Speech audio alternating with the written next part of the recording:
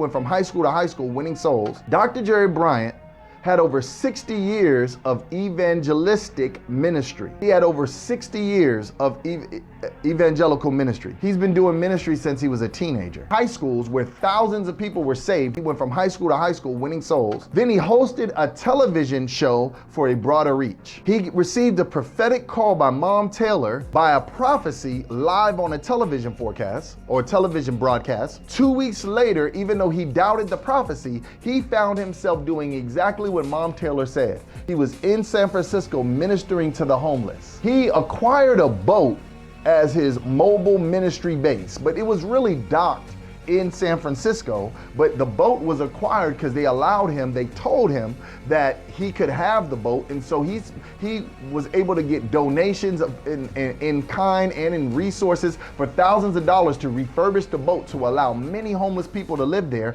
and they even had a section of the boat for those going through rehab and going through drug detox with a minister who was especially anointed to deal with those group of people. There were signs, wonders, and ministry expansion in Evangelist Jerry's ministry. Documented miracles among the homeless population, and they taught evangelism in the churches across Seattle in that boat. They would meet, I believe it was on Saturday mornings, and they would train the churches on evangelism. Then he later on founded Kingdom Life University, an accredited school to train evangelists. In Kingdom Life University, he had a mission to train up other evangelists, and it was called a MAT team, or MAT teams, M-A-T, Ministry Action Teams, that were in India and Pakistan, winning thousands upon thousands to Christ.